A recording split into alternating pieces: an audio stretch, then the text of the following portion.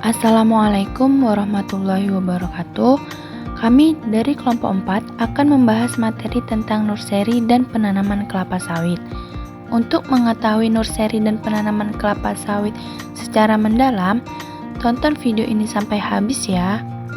Halo semua, perkenalkan saya Putri Desmawati dari jurusan Agribisnis angkatan 2022 kelas C. Di sini saya sebagai pemateri 1. Dan di sini saya tidak sendiri yang akan membahas materi tentang nursery dan penanaman kelapa sawit. Untuk itu, izinkan saya memperkenalkan rekan-rekan saya yang akan menjelaskan selanjutnya. Untuk pemateri selanjutnya yaitu ada Ventria Yolita, Mutiara Marlina, dan Putra Bayu Laksamana. Selamat menyaksikan. Sebelum menjelaskan materi, di sini saya akan menjelaskan sedikit mengenai kelapa sawit ya. Nah, pasti udah nggak asing lagi kan sama yang namanya kelapa sawit. Kelapa sawit adalah jenis tumbuhan yang termasuk dalam genus Elais dan ordo Arecaceae. Tumbuhan ini digunakan dalam usaha pertanian komersial untuk memproduksi minyak sawit. Kelapa sawit termasuk famili Arecaceae atau yang dulunya disebut Palmae dengan divisi Embryophyta Sipponagama dengan kelas Agiospermae dan ordo Monocotyledon. Famili Arecaceae atau dulu Palmae, subfamili Cocoidea, genus Elais, dan spesies Eguinesis Jack. Selanjutnya saya akan menjelaskan tentang jenis kelapa sawit. Yang pertama yaitu berdasarkan warna buahnya. Eguinesis digolongkan atas 3 tipe. Pertama ada Nigrencase. Nigrencase ini sendiri adalah buah muda berwarna ungu gelap sampai berubah jadi jingga sampai merah setelah matang. Kedua ada Virescens. Nah, Virescens ini adalah buah muda berwarna hijau yang berubah kuning kemerahan pada saat matang. Dan yang ketiga ada Albescens. Albescens ini sendiri adalah buah muda berwarna kuning dan pucat tembus karena kandungan proteinnya dalam mesokrapnya rendah. Yang kedua yaitu berdasarkan ketebalan cangkangnya, kelapa sawit dikelompokkan ke dalam 3 tipe, yaitu pertama ada Dura. Dura merupakan sawit yang buahnya memiliki cangkang yang tebal dan daging yang relatif lebih sedikit jika dibandingkan dengan jenis buah yang lainnya, sehingga dianggap dapat memperpendek umur mesin pengolah. Kedua ada Tenera. Tenera adalah persilangan antara induk Dura dan jantan Piscifera.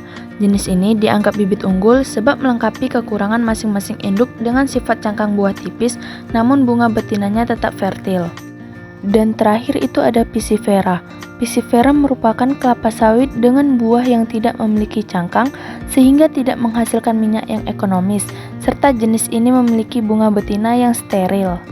Berikut ada beberapa perusahaan yang menghasilkan benih unggul kelapa sawit di Indonesia. Yang pertama yaitu ada Pusat Penelitian Kelapa Sawit atau PPKS di Medan. Yang kedua yaitu ada PT Sokvindo. PT ini berada di Kabupaten Labuhan Batu, Sumatera Utara. Yang ketiga yaitu ada PT Damimas Sejahtera, berada di Kecamatan Tapung Hilir, Kabupaten Kampar. Yang keempat yaitu ada PT London Sumatera Indonesia Tbk, berada di Kecamatan Medan Barat, Sumatera Utara.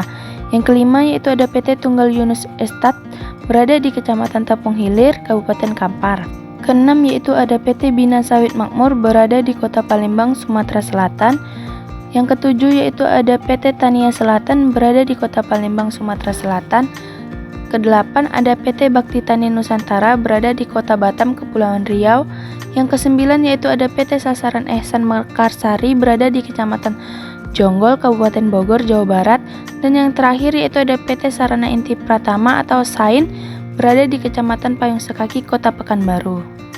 Nah, sekarang saya akan menjelaskan tentang pembibitan kelapa sawit, di mana pembibitan kelapa sawit adalah proses awal dalam penanaman kelapa sawit di kebun kelapa sawit. Proses ini melibatkan beberapa langkah, termasuk seleksi benih yang berkualitas tinggi, pembibitan dalam polybag atau tempat tidur benih, pengaturan kondisi lingkungan yang optimal seperti suhu dan kelembapan, serta pemeliharaan yang cermat untuk memastikan pertumbuhan bibit yang sehat sebelum ditanam di lapangan. Bibit yang baik merupakan kunci keberhasilan dalam produksi kelapa sawit yang optimal. Dalam pembibitan, pentingnya adalah memilih bibit yang baik dan benar yang menjadi modal dasar dalam industri perkebunan sehingga nantinya akan menjadi keberhasilan usaha perkebunan tersebut. Nah, yang saya sebutkan tadi ada beberapa poin penting. Yang pertama yaitu bibit yang baik dan benar. Hal ini mengacu pada pemilihan varietas atau jenis bibit yang memiliki kualitas yang baik seperti ketahanan terhadap penyakit, produktivitas tinggi, adaptabilitas terhadap lingkungan, dan sifat-sifat lain yang diinginkan untuk pertumbuhan dan produksi tanaman. Poin kedua yaitu modal dasar industri perkebunan. Menggambarkan bahwa bibit merupakan salah satu aspek fundamental yang harus dipenuhi untuk memulai dan menjalankan industri perkebunan dengan sukses. Bibit yang baik dan benar menjadi fondasi atau modal awal yang penting bagi keseluruhan operasi perkebunan. Dan poin yang ketiga yaitu ada keberhasilan usaha perkebunan. Hal ini menekankan bahwa pemilihan bibit yang tepat akan berkontribusi secara signifikan terhadap kesuksesan usaha perkebunan secara keseluruhan. Dengan memiliki bibit yang berkualitas, diharapkan produksi dan produktivitas perkebunan akan meningkat, sehingga memberikan hasil yang maksimal dan berkelanjutan usaha yang lebih baik. Selanjutnya, ada dua sistem pembibitan kecambah kelapa sawit. Yang pertama yaitu ada single stack. Penanaman kecambah dilakukan langsung di pembibitan utama tanpa melalui tahap pembibitan kedua atau tambahan. Dalam sistem ini, kecambah ditanam langsung di tempat yang telah ditentukan sebagai pembibitan utama tanpa perlu dipindahkan ke tempat lain untuk tahap pembesaran atau penanaman selanjutnya. Pendekatan ini sering digunakan untuk mempercepat proses pertumbuhan dan penghematan waktu serta biaya yang diperlukan untuk perawatan tambahan di tahap pembibitan kedua. Yang kedua yaitu ada double stack. Pada sistem double stack ini terdapat dua tahap dalam pembibitan, yaitu ada tahap pre-nursery atau 2 tahap dan tahap main nursery atau 1 tahap. Dalam sistem pre-nursery yang terdiri dari 2 tahap, waktu yang dibutuhkan adalah 3 bulan. Sementara dalam sistem main nursery yang hanya terdiri dari 1 tahap, waktu yang dibutuhkan berkisar antara 9 hingga 12 bulan. Pada tahap pre-nursery yang terdiri dari 2 tahap, tanaman akan menghabiskan waktu sekitar 3 bulan untuk tumbuh dan berkembang sebelum dipindahkan ke tahap main nursery. Sedangkan pada tahap main nursery yang hanya terdiri dari 1 tahap, tanaman akan dibiarkan tumbuh dan berkembang selama 9 hingga 12 bulan sebelum siap untuk dipindahkan ke lokasi yang lebih permanen atau ke fase pertumbuhan selanjutnya. Adapun beberapa keuntungan sistem double stack dalam pembibitan. Pertama yaitu kemudahan dalam pengawasan dan permintaan. Kedua, tersedia waktu untuk mempersiapkan pembibitan utama. Yang ketiga, bibit lebih terjamin karena terdapat proses seleksi. Yang keempat, seleksi yang ketat dapat mengurangi penggunaan tanah dan polybag. Yang kelima yaitu memerlukan areal pembibitan utama yang lebih kecil. Keenam, penanganan awal lebih mudah. 7. Biaya pemeliharaan pada tahap awal rentan waktu 0-4 minggu lebih rendah. 8. Biaya pemusnahan bibit afkir lebih rendah. Dan yang terakhir yaitu ada bibit multi embrio dapat dipisahkan saat transplanting ke MN. Selanjutnya ada persiapan pembibitan. Sebelum kita melakukan pembibitan, ada beberapa hal yang perlu diperhatikan yaitu yang pertama yaitu pemilihan lokasi. Pemilihan lokasi pembibitan dapat membantu memastikan kondisi yang optimal untuk pertumbuhan awal tanaman sehingga memperbesar peluang kesuksesan dalam tahap selanjutnya. Adapun beberapa kriteria yang perlu dalam pemilihan lokasi, seperti topografi yang rata atau kecil dari 15%, dekat dengan sumber air bersih, akses jalan yang baik, aman dari gangguan hama ternak dan manusia, sebaiknya berada di tengah kebun yang direncanakan dan bebas banjir. Yang kedua yaitu ada luas pembibitan. Luas pembibitan harus dipertimbangkan dengan cermat karena akan mempengaruhi kapasitas produksi dan ketersediaan ruang untuk pertumbuhan tanaman. Hal ini penting untuk memastikan bahwa luas pembibitan mencukupi untuk menampung jumlah bibit yang diinginkan serta memberikan ruang yang cukup bagi pertumbuhan tanaman tanpa terlalu padat. Dengan memperhatikan luas pembibitan yang optimal dapat meningkatkan efisiensi produksi, kualitas bibit, dan kemudahan manajemen perawatan. Adapun hal yang harus diperhatikan dalam luas pembibitan ini, yaitu areal pembibitan sama dengan 1-1,5% dari luas areal pertanaman yang direncanakan. Yang kedua yaitu ada perlu perhitungan pemakaian jalan, dan untuk 1 hektar pembibitan diperlukan jalan pengawasan 200 meter dikali 5 meter. Yang ketiga yaitu ada bahan tanaman. Perlu memperhatikan bahan tanaman sebelum melakukan pembibitan penting untuk memastikan kualitas dan kesesuaian bibit yang akan dibibitkan. Ini mencakup pemilihan jenis tanaman yang sesuai dengan kebutuhan, memilih varietas atau klon yang unggul, dan memastikan bahwa bahan tanaman yang dipilih bebas dari penyakit serta cacat fisik yang dapat mempengaruhi pertumbuhan dan produksi tanaman. Dengan memperhatikan bahan tanaman secara cermat, dapat meningkatkan peluang kesuksesan dalam pembibitan dan pertumbuhan tanaman selanjutnya. Adapun hal yang harus diperhatikan seperti bahan tanaman harus dari sumber yang resmi. Kebutuhan kecambah terdiri dari 140% dari jumlah bibit yang akan ditanam. Nah teman-teman, di sini aku Ventria akan lanjutin penjelasan dari teman saya Putri. Kepadatan penanaman kecambah kelapa sawit dapat bervariasi tergantung pada praktik budidaya, kondisi tanah, dan jenis varietas yang digunakan. Namun, secara umum, kepadatan tanam kecambah kelapa sawit biasanya berkisar antara 100 hingga 160 kecambah per hektar. Penanaman dengan kepadatan yang lebih rendah mungkin menghasilkan pohon kelapa sawit yang lebih besar dengan ruang yang lebih besar di antara mereka.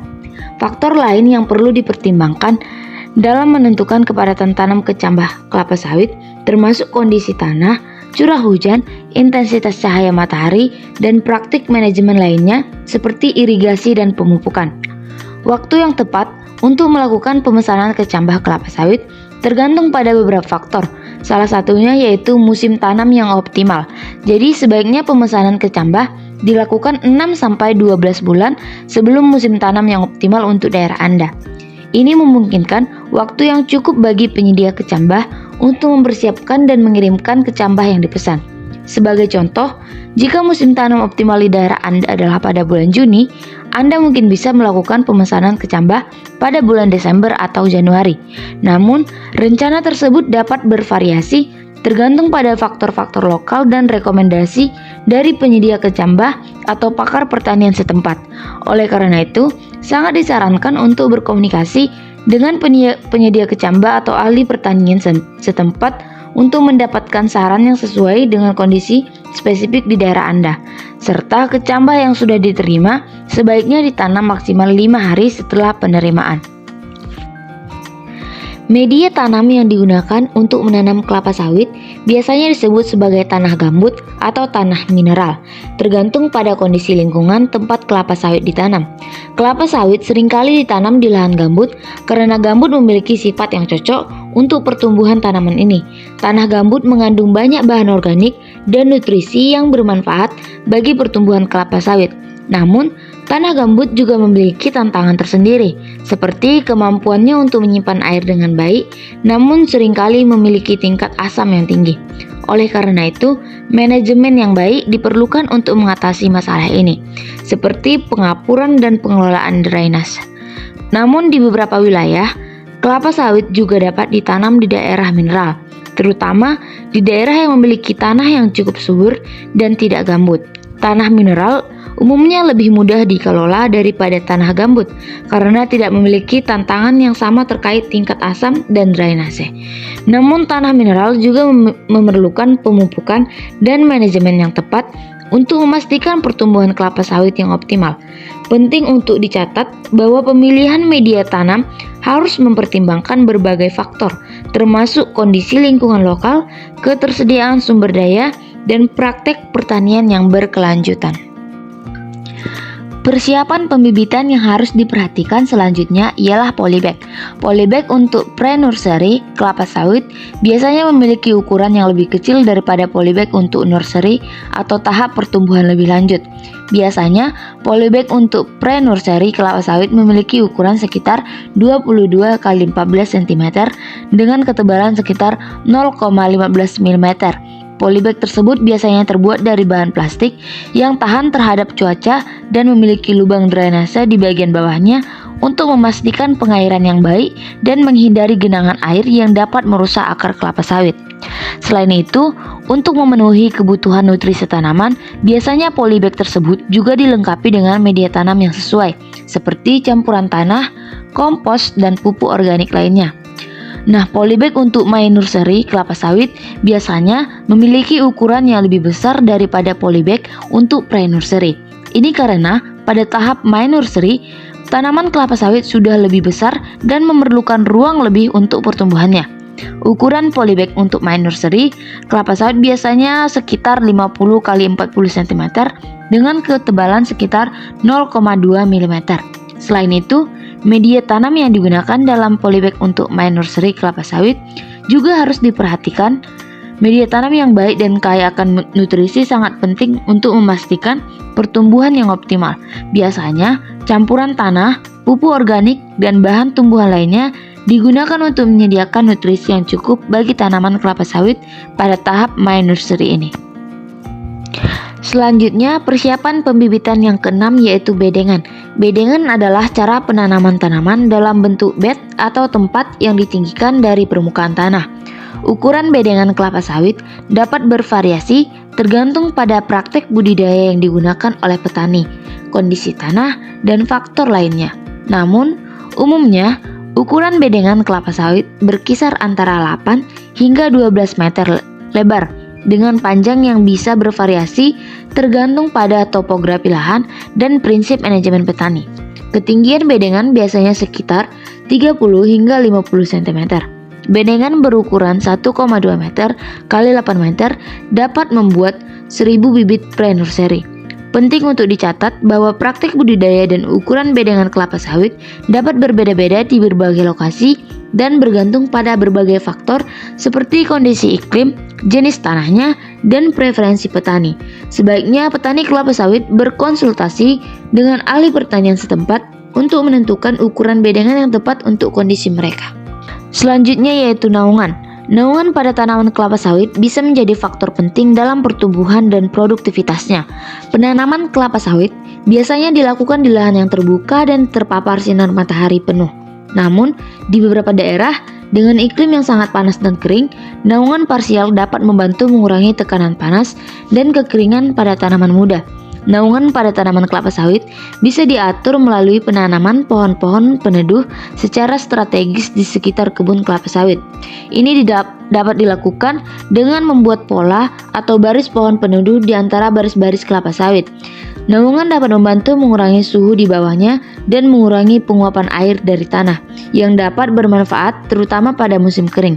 Ini juga dapat mengurangi resiko stres panas pada tanaman muda dan membantu meningkatkan kelembapan relatif di sekitar tanaman. Pada umur 0 sampai 1,5 bulan, tanaman kelapa sawit diberikan 100% naungan. Lalu pada umur 1,5 sampai 2,5 bulan, naungan dikurangi sebanyak 50%-nya. Dan pada umur 2,5 bulan ke atas, naungan sepenuhnya dihilangkan. Selanjutnya yaitu penanaman kecambah. Sebaiknya kecambah diusahakan segera untuk ditanam karena keterlambatan penanaman kecambah dapat menyebabkan pluma dan radikula memanjang sehingga menyulitkan saat penanaman. Kecambah rusak oleh jamur dan penurunan kualitas bibit dan pertumbuhan tanaman yang tidak optimal. Tanaman kelapa sawit sangat sensitif terhadap kondisi lingkungan dan kecambah yang dibiarkan terlalu lama sebelum ditanam dapat mengalami dehidrasi, kerusakan akar, atau infeksi penyakit. Selain itu, penundaan penanaman juga dapat memperpanjang masa pemulihan tanaman setelah ditanam dan mengurangi potensi hasil panen. Oleh karena itu, penting untuk segera menanam kecambah kelapa sawit setelah dipersiapkan agar tanaman dapat tumbuh dengan baik dan menghasilkan hasil yang optimal. Kecambah normal kelapa sawit biasanya memiliki beberapa ciri fisik yang menandakan kesehatan dan potensi pertumbuhan yang baik. Misalnya pada plumula dan radikula. Plumula dan radikula adalah bagian penting dari kecambah tanaman, termasuk kelapa sawit. Plumula adalah bagian kecambah yang tumbuh ke arah permukaan tanah. Ini merupakan tunas pertumbuhan utama dari biji atau benih. Pada kelapa sawit, plumula biasanya merupakan bagian yang pertama kali muncul dari biji setelah perkecambahan. Plumula akan tumbuh menjadi batang dan daun pertama kelapa sawit. Radikula adalah bagian kecambah yang tumbuh ke arah bawah menuju ke dalam tanah. Ini merupakan akar pertama yang muncul dari biji atau benih. Fungsi radikula adalah untuk menyerap air dan nutrisi dari tanah serta memberikan stabilitas pada tanaman. Pada kelapa sawit, radikula akan tumbuh menjadi sistem akar yang kompleks dan kuat yang membantu tanaman menyerap nutrisi dan air secara efisien. Kecambah kelapa sawit yang normal biasanya memiliki plumula yang kokoh dan tegak, serta radikula yang panjang dan berkembang dengan baik. Plumula akan terlihat sebagai tunas yang muncul dari permukaan tanah, sementara radikula akan terlihat sebagai akar yang tumbuh ke arah bawah. Kedua bagian ini harus sehat dan berkembang dengan baik agar kecambah kelapa sawit dapat tumbuh menjadi pohon yang kuat dan produktif. Penanaman kecambah kelapa sawit merupakan tahap awal yang sangat penting dalam proses budidaya kelapa sawit. Pilih bibit yang berkualitas, baik dari sumber yang terpercaya. Pastikan bibit memiliki plumula yang kuat dan radikula yang sehat. Lahan harus dipersiapkan dengan baik sebelum menanam. Pastikan lahan sudah dibersihkan dari gulma dan sampah, serta dilakukan pemupukan sesuai dengan kebutuhan tanaman kelapa sawit. Letakkan bibit kelapa sawit di lubang tanam dengan hati-hati. Pastikan radikula tidak terlalu tertekuk dan plumula bibit berada di atas permukaan tanah. Tekan tanah di sekitar bibit dengan lembut untuk memastikan bibit berdiri tegak dan akar terbenam dengan baik. Jangan membadatkan tanah terlalu keras. Hal tersebut dapat menyebabkan akar tanaman kelapa sawit tidak dapat menembus tanah yang terlalu padat dengan baik. Ini akan menghambat pertumbuhan akar, yang pada gilirannya dapat menghambat pertumbuhan dan perkembangan tanaman secara keseluruhan. Kecambah harus disiram segera setelah penanaman selesai, serta data benih yang ditanam dicatat oleh pengawas pembibitan pada saat selesai penanaman. Materi selanjutnya yaitu pembibitan awal. Pertama yang dilakukan yaitu pengisian dan penempatan polybag. Pengisian dan penempatan polybag pada pembibitan awal kelapa sawit merupakan proses penting dalam budidaya kelapa sawit yang baik. Polybag yang digunakan sebaiknya memiliki ukuran yang sesuai. Biasanya sekitar 20 x 20 cm dengan kedalaman sekitar 30 cm. Pastikan polybag bersih dan steril untuk mencegah penyakit. Pilih bibit kelapa sawit yang berkualitas baik, sehat, dan bebas dari penyakit. Bibit yang baik akan memberikan pertumbuhan yang optimal. Isi setiap polybag dengan campuran media tanam yang sesuai. Campuran yang umum digunakan adalah campuran tanah, pupuk organik, dan sekam padi dengan perbandingan tertentu. Polybag diisi sampai 2 cm dari ujung polybag. Setelah polybag terisi dengan media tanam, tanam bibit kelapa sawit secara hati-hati di tengah-tengah polybag dengan posisi akar yang merata dan tidak terlalu dalam, dan ditempatkan di bedengan minimal 4 minggu sebelum tanam. Tempatkan polybag yang berisi bibit kelapa sawit di tempat yang terlindungi dari sinar matahari langsung dan angin kencang, karena penyimpanan yang baik akan membantu bibit tumbuh dengan baik. Lakukan perawatan rutin seperti pemupukan, penyiraman, dan penyiangan untuk memastikan bibit kelapa sawit tumbuh dengan baik dan sehat. Selanjutnya yaitu tentang penanaman kecambah. Penanaman kecambah adalah proses menanam benih atau bibit yang telah berkecambah ke dalam media tanam untuk dibiarkan tumbuh menjadi tanaman dewasa. Penanaman kecambah kelapa sawit melibatkan proses yang khusus dan perawatan yang cermat untuk memastikan pertumbuhan yang optimal. Pilihlah lahan yang sesuai untuk penanaman kelapa sawit, yaitu lahan yang cukup subur, memiliki drainase yang baik, dan terhindar dari genangan air. Pastikan juga bahwa pH tanahnya sesuai dengan kebutuhan kelapa sawit. Letakkan benih kelapa sawit ke dalam lubang tanam yang telah disiapkan sebelumnya. Pastikan benih ditanam pada kedalaman yang tepat, biasanya sekitar 3 cm di bawah permukaan tanah. Jarak tanam antar benih juga perlu diperhatikan untuk memastikan pertumbuhan yang optimal. Setelah penanaman, benih perlu disiram secara teratur untuk menjaga kelembapan tanah. Kelapa sawit membutuhkan cahaya matahari yang cukup untuk pertumbuhannya, sehingga pastikan tanamanmu mendapatkan paparan sinar matahari yang cukup sepanjang hari. Nah, selanjutnya ialah pemeliharaan. Pemeliharaan pada pembibitan awal tanaman sangat penting untuk memastikan pertumbuhan yang optimal dan produksi yang maksimal di masa depan. Penyiraman merupakan salah satu aspek penting dalam pemeliharaan pembibitan awal tanaman kelapa sawit. Tanaman kelapa sawit membutuhkan penyiraman yang cukup, terutama pada fase awal pertumbuhannya. Biasanya, penyiraman dilakukan secara teratur, terutama saat tanah terlihat kering. Namun, Jangan sampai terjadi genangan air yang dapat merusak akar tanaman. Penyiraman sebaiknya dilakukan pada pagi atau sore hari untuk menghindari penguapan yang cepat dan memastikan tanaman mendapatkan air yang cukup. Pastikan tanaman menerima jumlah air yang cukup untuk memenuhi kebutuhan pertumbuhannya. Jumlah air yang dibutuhkan dapat bervariasi tergantung pada faktor-faktor seperti jenis tanah, curah hujan, dan kondisi iklim. Penyiangan adalah praktik penting dalam pemeliharaan pembibitan awal tanaman kelapa sawit. Penyiangan bertujuan untuk menghilangkan gulma yang bersaing dengan tanaman kelapa sawit untuk mendapatkan nutrisi, air, dan cahaya matahari. Gulma yang tidak diatasi dapat menghambat pertumbuhan dan perkembangan tanaman kelapa sawit. Penyiangan sebaiknya dilakukan secara teratur, yaitu 2 minggu sekali untuk mencegah gulma tumbuh dan bersaing dengan tanaman kelapa sawit. Penyiangan biasanya dilakukan sebelum gulma mencapai ukuran yang mengganggu pertumbuhan tanaman. Penyiangan dapat dilakukan secara manual menggunakan alat seperti cangkul atau sabit. Selain itu, teknologi herbisida juga dapat digunakan dengan hati-hati untuk mengendalikan gulma. Pilihlah metode yang sesuai dengan skala dan kondisi lahan, serta melakukan konsolidasi pada bibit berupa penambahan tanah yang kurang dan penegakan polybed yang miring.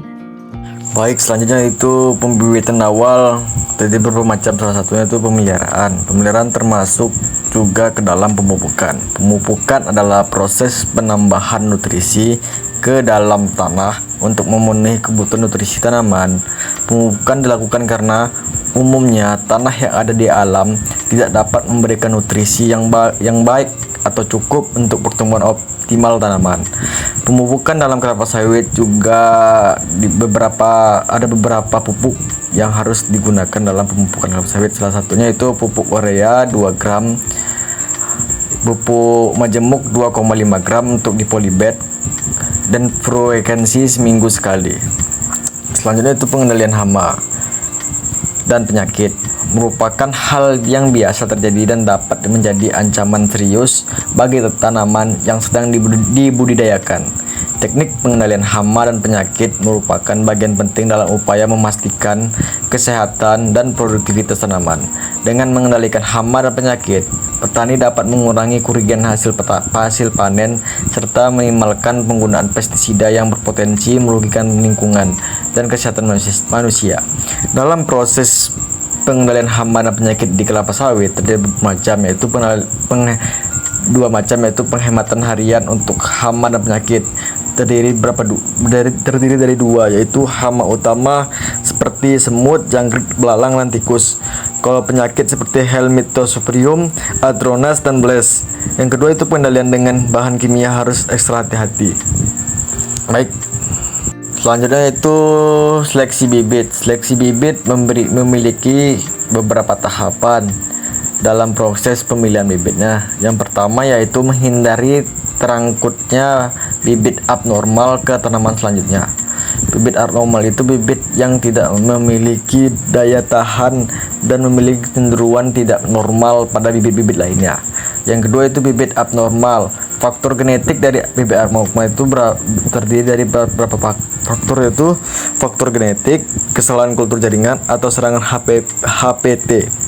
Yang selanjutnya itu tanaman normal. Tanaman normal biasanya digunakan pada umur 3 bulan, memiliki 3-5 helai daun dalam proses tumbuhnya. Tanaman normal juga berperan penting dalam proses hasil produksi tanaman kelapa sawit dan proses budidaya kelapa sawit itu sendiri. Selanjutnya itu bibit abnormal di pre-nursery. Bibit abnormal ini memiliki ciri yaitu bibit yang anak daunnya sempit dan memanjang. Seperti contoh di dalam PT yang di belakang saya ini. Bibit abnormal itu daunnya sangat kecil dan memanjang. Itu gampang terkena penyakit dan daya tumbuhnya tidak bertahan lama. Bisa mudah cepat layu dan daya tahannya ke lahan tidak cukup kuat untuk tumbuh. Bisa mengakibatkan kematian atau kerusakan pada bibit. Selanjutnya yaitu bibit abnormal. Bibit abnormal bibit yang pertumbuhannya berputar atau twist net karena kesalahan penanaman. Bibit abnormal ini biasanya daunnya itu memutar di sekitaran batang, dan bibit ini bisa terjadi karena ada kesalahan pada tanaman. Mungkin ada salah meletakkan mukuna, dan akar dan batangnya salah letak. Oleh sebab itu bibit ini bisa terkena, atau bisa terjadi kesalahan letakkan dari pluma atau radikulanya. Bisa juga. Oleh sebab itu petani harus memperhatikan dalam proses penanaman bibit biar tidak terjadi kesalahan pada proses pertumbuhan tanaman. Baik, selanjutnya itu bibit abnormal juga, yaitu bibit yang tumbuh karena pertumbuhan kerdil. Ini bibit tumbuhan kerdil ini dikarenakan pada proses bibitnya itu tidak bibit unggul. Bisa terjadi karena pemilihan bibit yang tidak sesuai dengan prosedur yang ada pada pemerintah. Oleh sebab itu bibit ini bisa tumbuh sangat kerdil dan kurangnya unsur hara di dalamnya, seperti pemberian pupuk kandang atau pupuk kimia. Oleh sebab itu petani harus memperhatikan dalam proses pemupukan tanaman yang mana baiknya pupuk yang harus digunakan pada tanaman yang masih kecil atau dari tanaman pre-nursery. Itu bibit selanjutnya itu bibit yang daunnya kusut. Bibit yang daunnya kusut ini atau cricklet ini bisa terjadi karena hama atau penyakit yang ada di tempat tumbuhan tanaman. Oleh sebab itu petani harus menjaga tempat tanamnya bibit, karena dalam proses pembibitan ini sangat rawan sekali terkena oleh hama dan penyakit, sehingga tanaman bibit tidak akan tumbuh dengan baik. Oleh sebab itu petani harus menjaga dan membersihkan lahan atau memberikan pestisida kepada tanaman biar terkena dari hama dan penyakit. Selanjutnya itu bibit yang ujung daunnya membulat seperti mangkok atau kloter. Ini bisa terjadi karena hama seperti semut, jangkrik. Itu bisa mengakibatkan jangkrik, belalang atau tikus. Ini bisa mengakibatkan bibit itu memiliki daun yang membulat seperti mangkok. Oleh sebab itu petani harus memperhatikan hama pada setiap proses budidayaan tanaman kelapa sawit. Baik, selanjutnya yaitu pembibitan utama. Pembibitan utama ini biasa dilakukan yang pertama yaitu persiapan area. Area yang telah dibuka dibersihkan, diratakan dengan cara baik dari cara mencangkul atau menggunakan alat berat seperti mesin, traktor, dan lain-lain. Selanjutnya itu pembuatan drainase mengikuti pipa sekunder dari jaringan penyiraman. Maksudnya pembuatan pipa harus dilakukan dekat dengan sumber mata air. Oleh sebab itu tanaman tidak akan kekurangan air karena ada sumber cadangan air. Yang ketiga yaitu pembuatan pagar keliling. Pembuatan pagar keliling ini berfungsi untuk melindungi tanaman dari serangan hama seperti sapi, babi hutan, ayam, dan lain-lain. Oleh sebab itu harus dalam proses pembibitannya harus menggunakan pagar keliling untuk melindungi tanaman. Selanjutnya itu intensi penyiraman. Dalam proses penyiraman memiliki dua tahap. Yang pertama yaitu kapasitas harus cukup untuk mengairi seluruh pembibitan sekali dalam waktu kurang dari 20 jam. Maksudnya kapasitas air pada lahan harus mencukupi dan harus mengenai seluruh tanaman atau bibit yang telah ditanam di lahan. Yang kedua yaitu sistem penyiraman. Sistem penyiraman memiliki beberapa tahap yaitu OSSA atau Overarch Speaker System. Yang kedua yaitu pipa speaker live flange. Yang ketiga itu penyiraman manual. Yang keempat yaitu traveling irrigator. Selanjutnya itu penggunaan sistem speaker. Sistem speaker itu memiliki 5 proses. Yang pertama itu distribusi air lebih merata. Yang kedua itu biaya operasional lebih rendah. Yang ketiga itu investasi cukup mahal. Yang keempat itu kebutuhan air yang lebih banyak. Yang kelima yaitu memungkinkan penggenangan bila drainasi kurang baik. Yang selanjutnya itu proses pemancangan.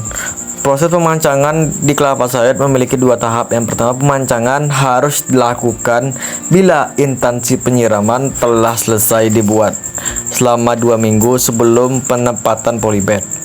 Yang kedua itu jarak tanam sekitar 90 x 90 x 90 cm segitiga sama sisi. Selanjutnya itu pengisian media. Pengisian media sendiri memiliki 3 tahap, yaitu yang pertama, pengisian tanah dilakukan sampai 3 cm dari permukaan polybag. Yang kedua itu bobot polybag 20 gram. Yang ketiga itu media perlu disiram air setiap hari 7-10 hari sebelum transplanting. Baik, proses pemancangan juga harus sesuai prosedur yang ada di PPT ini. Pipa sekunder sama pipa utama harus saling tersambung di lahan, dan dalam proses penyiraman harus mencakup seluruh tanaman sehingga tidak ada yang tidak mengenai tanaman. Dan dalam proses pemancangan harus jarak antara tanam 1 dan tanam 2 memiliki jarak sekitar 90 x 90 cm sehingga dalam proses pertumbuhan tidak terjadi gangguan atau hambatan dari tanaman lainnya. Baik, selanjutnya itu pembuatan lubang pada polybag. Pembuatan lubang polybag memiliki 2 tahap. Yang pertama yaitu lubang dibuat sesuai dengan ukuran polybag kecil, dan selanjutnya itu pada setiap lubang diberikan NPK 15-15 6/4 sebanyak 5 gram dan untuk mempermudah proses pertumbuhan tanaman dan memberi nutrisi pada tanaman juga. Baiklah, di sini saya akan menjelaskan slide selanjutnya. Manusia pada zaman lampau telah melakukan aktivitas bercocok tanam untuk menyokong kehidupannya. Semula hanya mengumpulkan makanan dengan cara berburu dari alam, beralih dengan melakukan kegiatan berbudidaya tanaman. Budidaya tanaman yang dilakukan masih sederhana, yaitu dengan memilah dan melakukan domestikasi tanaman. Para pakar sepakat bahwa hal tersebut merupakan hal awal munculnya budaya dan peradaban manusia. Itu adalah menurut Widodo 2014. Tanaman merupakan organisme yang beberapa di antaranya dibudidayakan untuk dipanen hasilnya. Definisi tanaman berbeda dengan tumbuhan. Hampir semua tanaman ialah tumbuhan, namun secara khusus tanaman sendiri adalah tumbuhan yang sengaja ditanam untuk dimanfaatkan nilai ekonominya. Menurut Azmi dan kawan-kawan 2019. Menurut Harjadi 2019, istilah tanaman pertanian didefinisikan sebagai semua tanaman yang dikelola oleh manusia untuk mendapatkan berbagai manfaat, salah satunya manfaat ekonomi. Tanaman pertanian dapat dibudidayakan di berbagai ruang seperti di suatu lahan pertanian atau secara buatan pada rumah kaca sesuai kondisi lingkungan yang dibutuhkan tanaman tersebut. Tanaman membutuhkan pengelolaan selama periode kehidupannya hingga dapat dipanen hasilnya meskipun tingkat pengelolaan tidak intensif. Sebagai contoh tanaman pada sistem pertanian ladang berpindah dan tanaman yang dilakukan adalah penanaman. Yang pertama, pengaturan letak bibit sesuai dengan jenis persilangan. Yang dua, diusahakan dalam 1 hari penanaman dilakukan 1-2 jenis persilangan. Yang ketiga, setelah ditanam, pengawasan pembibitan, melakukan pemetaan bibitan. Selanjutnya yaitu pembibitan fase PN, merupakan tahap awal pada pembibitan tanaman kelapa sawit. Pada pembibitan fase PN diperlukan waktu 3 bulan pada proses kecambah, dan setelah 3 bulan sebelum dipindahkan ke polybag besar atau transplanting, diseleksi mana ya tanaman yang normal dan abnormal untuk dilanjutkannya ke fase nursery.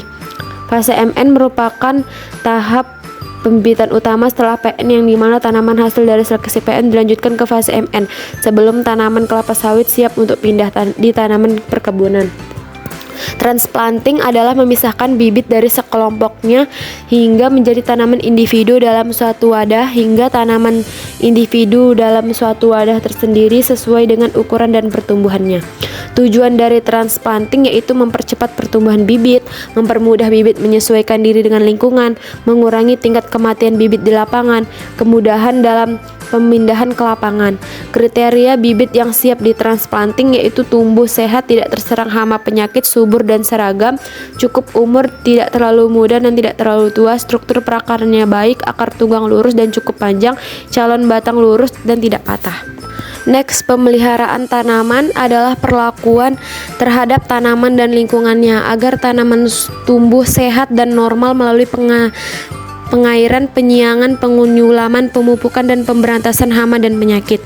Tujuannya yaitu pemeliharaan TBM adalah untuk mendapatkan pertumbuhan tanaman yang seragam dan berproduksi tinggi.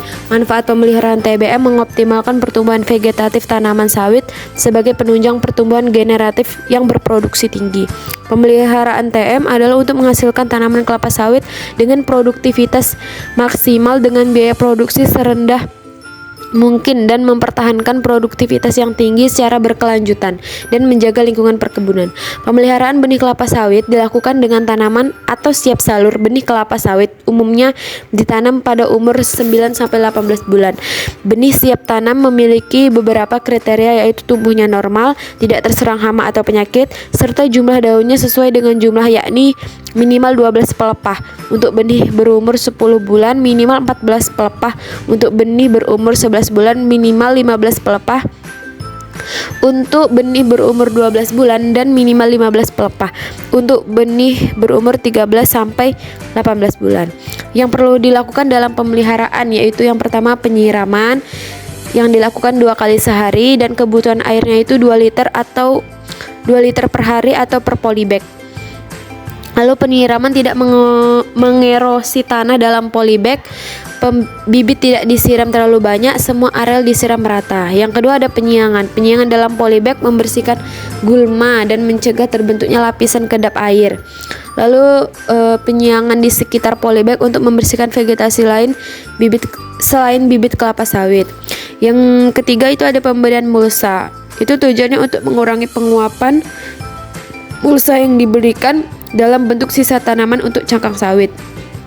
Yang terakhir ada pemupukan, yaitu menggunakan pupuk majemuk NPK Mg dengan dosis 15, 15, 64 dan 12, 12, 17, 2. Selanjutnya, seleksi bibit merupakan salah satu kegiatan yang harus dilakukan di pembibitan, pra-pembibitan maupun pembibitan utama. Seleksi bibit adalah kegiatan mengidentifikasi dan kemudian mengeliminasi semua bibit yang tidak normal, serta mempertahankan bibit yang benar-benar sehat dan berkualitas baik. Akibat pembibitan kelapa sawit tidak sesuai standar, kesalahan teknis dalam pembibitan merupakan salah satu faktor penyebab abnormalitas pada tanaman kelapa sawit bibit.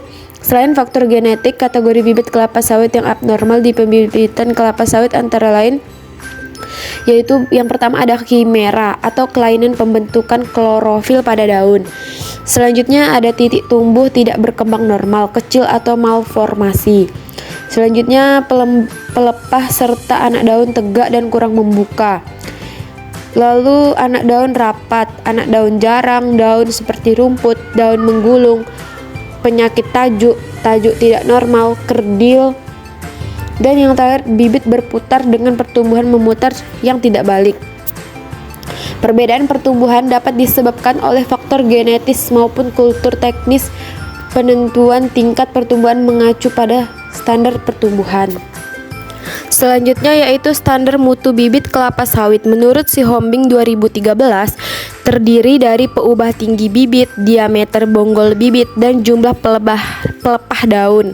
Ketiga peubah tersebut ditentukan pada masing-masing stadia umur tanaman. Hasil sidik ragam menunjukkan bahwa tidak terdapat interaksi antara faktor konsentrasi pupuk pelengkap cair dengan umur bibit kelapa sawit yang mengalami cekaman genangan air pada tinggi bibit, diameter bonggol bibit, dan jumlah pelepah daun bibit kelapa sawit. Tinggi bibit dan jumlah pelepah daun dipengaruhi oleh umur bibit atau konsentrasi pupuk pelengkap cair. Sedangkan diameter bonggol hanya dipengaruhi oleh umur bibit. Hasil uji T pada peubah mutu bibit terhadap standar mutu menurut Siombing 2013.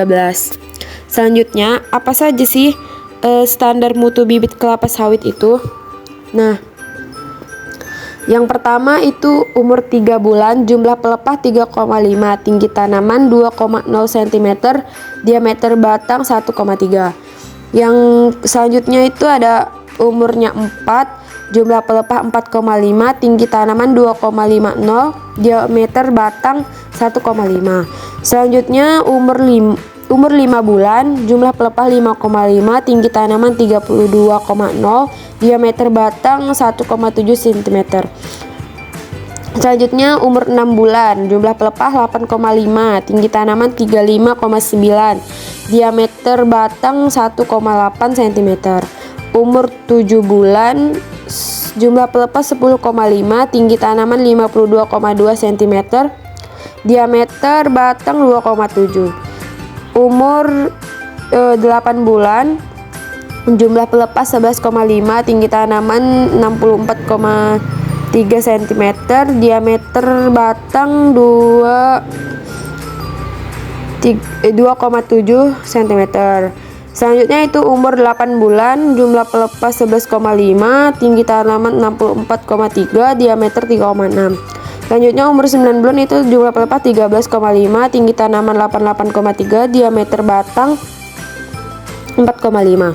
Selanjutnya di umur 10 bulan, jumlah pelepah 15,5, tinggi tanaman 101,9, diameter batang 5,5. Umur 11 bulan, jumlah pelepah 16,5, tinggi tanaman 114,1, diameter batang 5,8. Umur 12 bulan, jumlah pelepah 18,5, tinggi tanaman 126,0, diameter batang 6,0. Next yaitu bibit kelapa sawit abnormal yang disebabkan oleh faktor genetik, tidak dapat disembuhkan sehingga harus diapkir dan dimusnahkan. Sedangkan bibit kelapa sawit abnormal yang disebabkan oleh kesalahan teknis dalam pembibitan masih dapat diperbaiki melalui tindakan budidaya dengan mendapatkan perawatan intensif.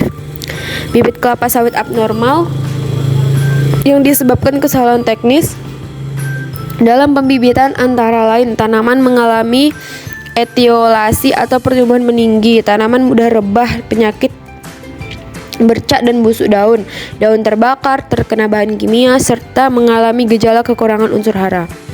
Pembibitan kelapa sawit yang belum memenuhi standar dan kerap kali dijumpai yaitu yang pertama tidak dilaksanakan secara 2 tahap.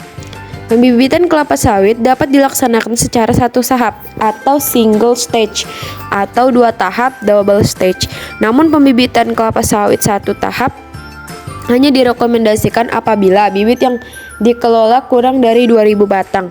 Pembibitan kelapa sawit 1 tahap dilakukan dengan cara penanaman kecambah kelapa sawit langsung di polybag berukuran besar. Sedangkan pembibitan kelapa sawit 2 tahap dilakukan pembibitan awal pre-nursery terlebih dahulu selama minimal 3 bulan pada polybag berukuran kecil dan selanjutnya dipindah ke pembibitan utama atau main nursery dengan polybag berukuran lebih besar. Pembibitan kelapa sawit 2 tahap ini sangat direkomendasikan dan lebih menjamin kualitas bibit yang dihasilkan karena melalui beberapa tahapan seleksi baik di pre-nursery maupun di main nursery. Yang kedua yaitu kesalahan pemilihan lokasi pembibitan. Lokasi pembibitan kelapa sawit tidak direkomendasikan berada di lahan gambut maupun lahan yang mudah tergenang atau banjir. Lokasi pembibitan kelapa sawit yang dianjurkan adalah lahan mineral berupa hamparan terbuka dengan topografi yang rata, kemiringan maksimal 5%, kebun pembibitan kelapa sawit harus memiliki sistem drainase yang baik, dekat dengan sumber air yang tersedia sepanjang tahun, serta memiliki akses jalan yang baik dan layak. Luas kebun pembibitan juga harus disesuaikan dengan jumlah bibit yang akan diproduksi, atau ukuran polybag di nursery minimal 30 cm kali 40 cm. Jarak tanam yang diberikan untuk ruang pertumbuhan bibit dan jalan untuk pengawasan atau pemeliharaan. Yang ketiga, ada penanaman yang terlalu dangkal. Maksudnya yaitu penanaman terlalu dangkal ini bisa menyebabkan bibit mudah rebah, atau kecambah kelapa sawit dianjurkan ditanam pada kedalaman kurang lebih itu 1,5 cm dari permukaan tanah. Yang keempat, ada kesalahan posisi bakal daun dan bakal akar saat penanaman. Pada saat penanaman perlu diperhatikan posisi dan arah kecambah, yaitu bakal daun atau plumula menghadap ke atas dan bakal akar radicula menghadap ke bawah. Ciri-ciri bakal daun adalah bentuknya yang agak menajam dan warna kuning muda, sedangkan bentuk bakal akar agak tumpul dan berwarna lebih kuning dari bakal daun. Yang kelima, ada keterlambatan penanaman kecambah. Itu mengakibatkan kerusakan atau kelainan pada kecambah tersebut. Antara lain bakal akar daun menjadi panjang sehingga mudah patah dan mempersulit penanaman.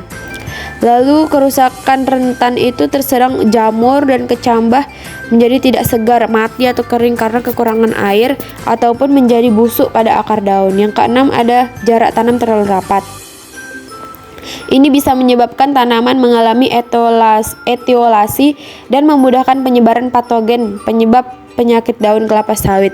Jarak tanam antar polybag di nursery yang dianjurkan adalah minimal 70 cm kali 70 cm. Lalu selanjutnya itu guma yang tidak terkendali. Selanjutnya ada kesalahan dalam aplikasi herbisida.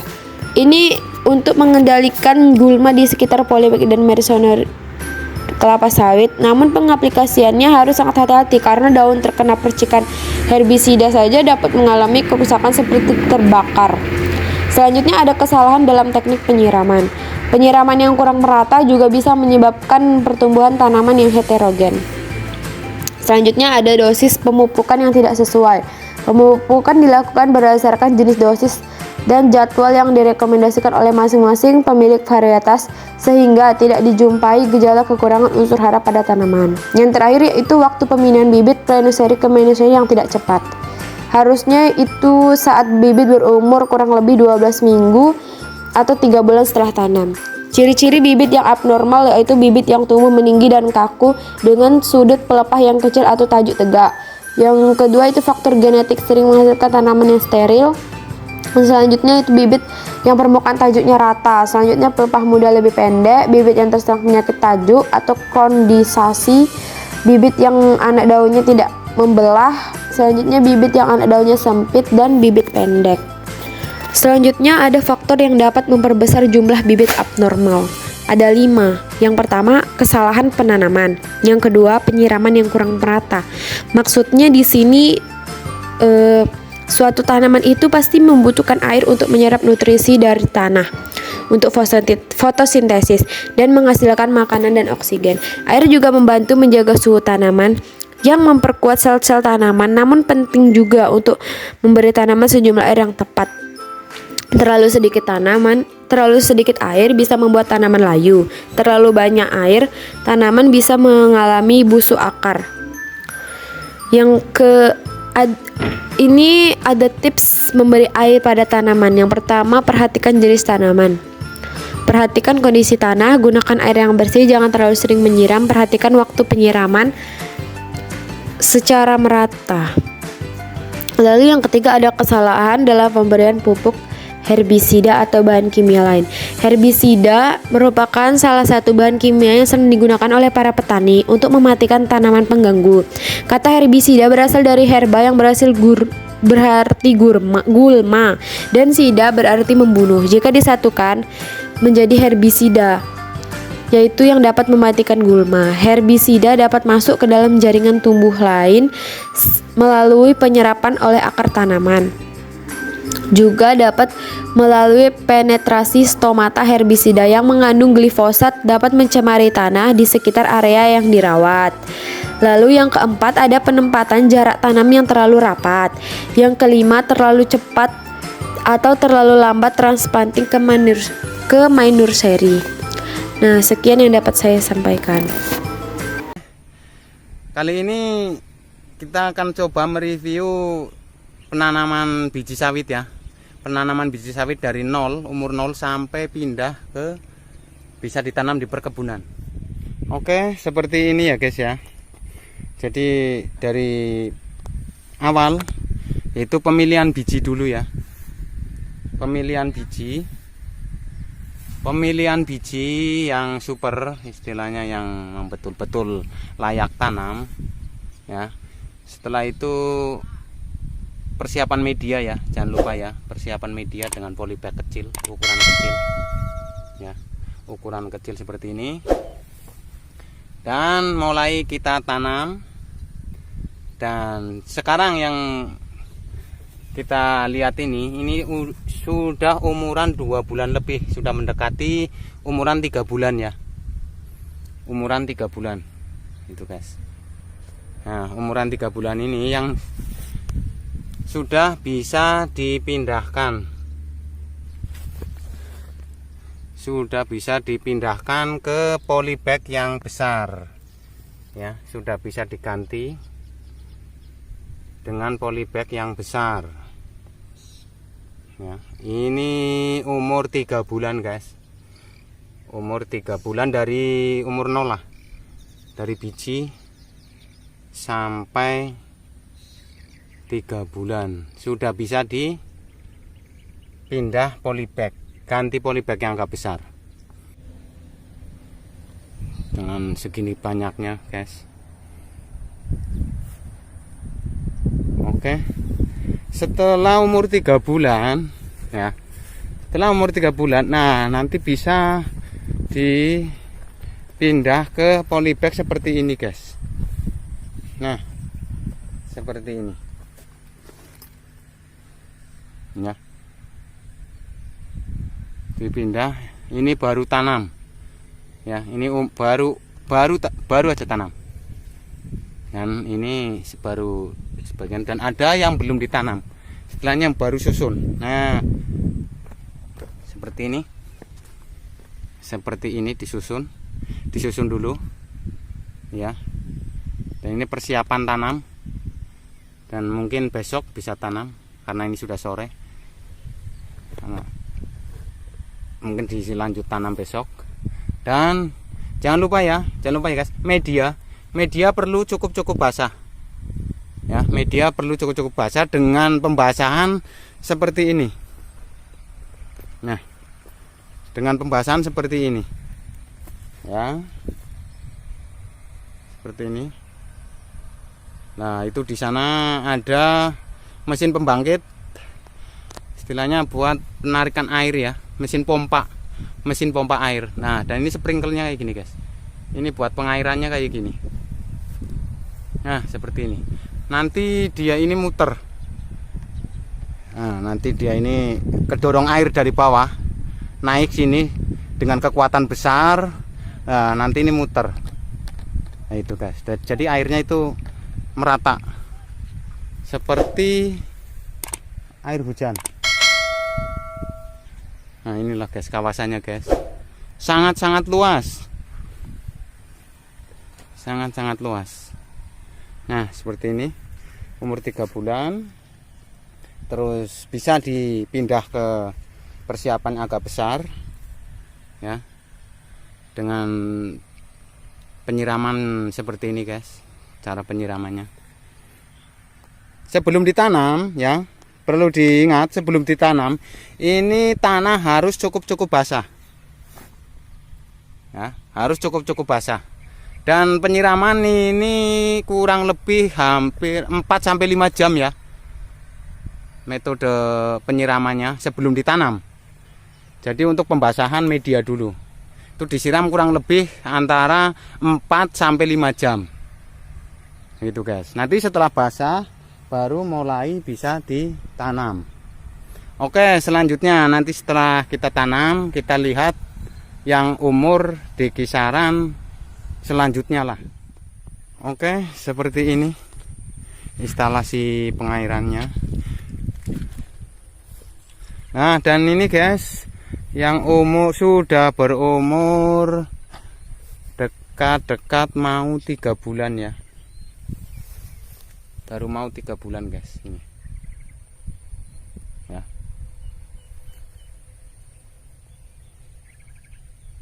Seperti ini.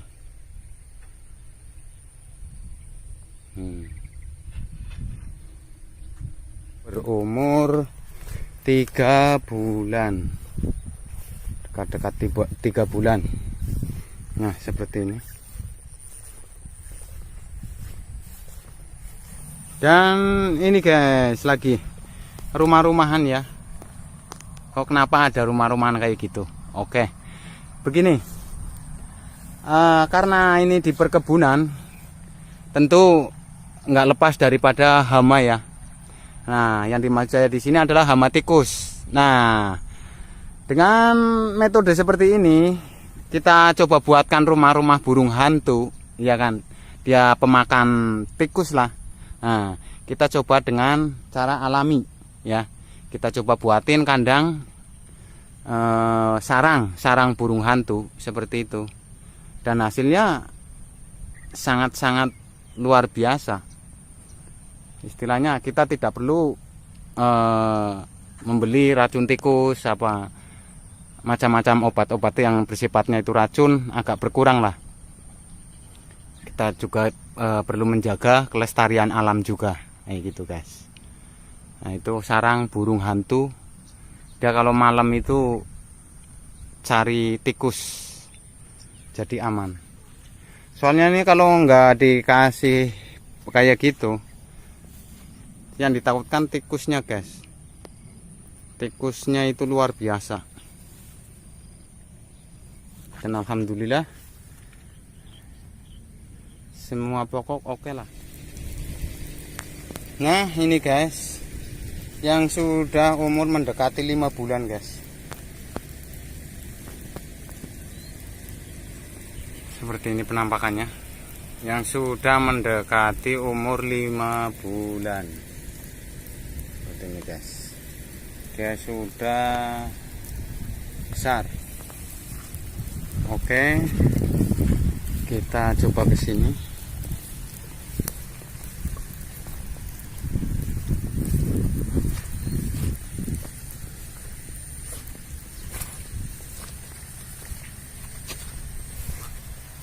Ini ya guys, yang udah besar ya.